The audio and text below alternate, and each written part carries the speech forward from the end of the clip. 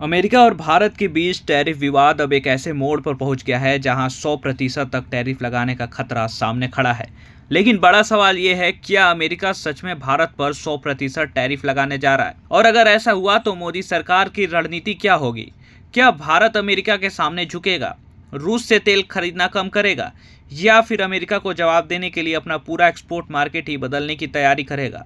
सबसे पहले आपको पूरा मामला समझाते हैं। अमेरिकी सीनेट ने हाल ही में एक ऐसा रसिया सैंक्शन बिल पास किया है जिसमें रूस से बड़े पैमाने पर एनर्जी खरीदने वाले देशों के सामान पर 100% तक टैरिफ लगाने की शक्ति देने का प्रावधान है।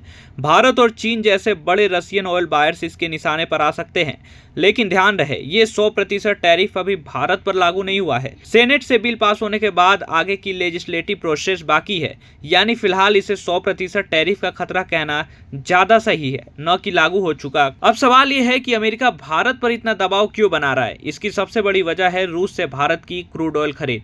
भारत रूस से डिस्काउंटेड क्रूड खरीदता रहा है और इससे भारत की रिफाइनरीज को सस्ता कच्चा तेल हासिल करने में फायदा हुआ है।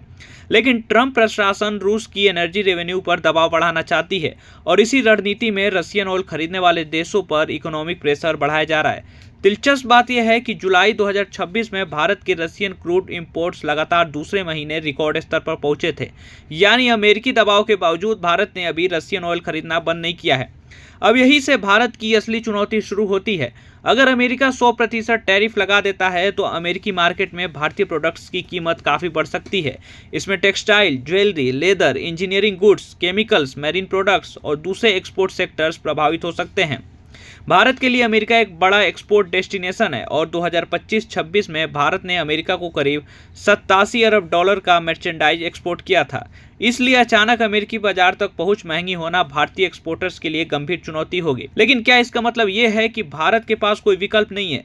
यहीं से सरकार की संभावित स्ट्रेटेजी सामने आती है, ट्रेड डाइवर्सिफिकेशन। अगर एक मार्केट में टैरिफ बढ़ता है तो भारत दूसरे मार्केट्स में एक्सपोर्ट्स बढ़ाने की कोशिश कर सकता है।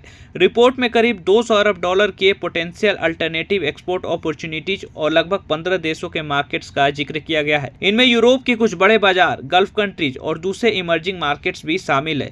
इसका मतलब ये नहीं कि भारत ओवरनाइट अमेरिका की जगह 15 देशों को खड़ा कर देगा, लेकिन स्ट्रेटेजी साफ है, किसी एक मार्केट पर अत्यधिक डिपेंडेंस कम करना। दूसरा बड़ा कदम है डोमेस्टिक मैन्युफैक्चरिंग और एक्सपोर्ट्स कॉम्पिटिटिवनेस। अगर भारतीय कंपनियों की प्रोडक्शन कॉस्ट कम होती है, लॉजिस्टिक्स बेहतर होते हैं और गवर्नमेंट एक्सपोर्ट इंसेंटिव्स तथा मार्केट एक्सेस बढ़ाती है तो अमेरिकी टैरिफ का कुछ असर दूसरे मार्केट्स में कंपेंसेट किया जा सकता है।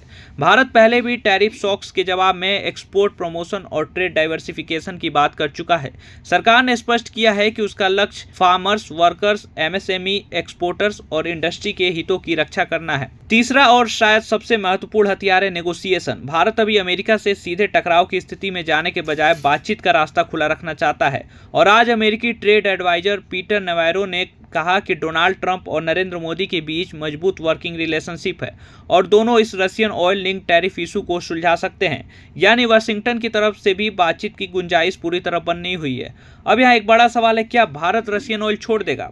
देखिए, ये फैसला इतना आसान नहीं है। भारत की एनर्जी सिक्योरिटी सिर्फ जियोपॉलिटिक्स का मामला नहीं है, इसका सीधा संबंध पेट्रोल, डीजल, इन्फ्लेशन और आम लोगों की जेब से है। रूस भारत के लिए एक महत्वपूर्ण क्रूड सप्लायर बन चुका है, इसलिए अचानक रशियन ऑयल बंद करने का मतलब हो सकता है कि भारत को दूसरे सप्लायर से ज्यादा महंगा क्रूड ऑयल खरीदना पड़े। फिलहाल 100% टैरिफ की तलवार हवा में जरूर लटक रही है, लेकिन फैसला अभी बाकी है और अगर भारत ने सही तरीके से नेगोशिएशन, डाइवर्सिफिकेशन और डोमेस्टिक इकोनॉमिक रिफॉर्म्स को एक साथ आगे बढ़ाया तो अमेरिका का टैरिफ प्रेशर भारत के लिए सिर्फ संकट नहीं बल्कि अपनी ग्लोबल ट्रेड स्ट्रेटेजी को और मजबूत करने का मौका बन सकता है।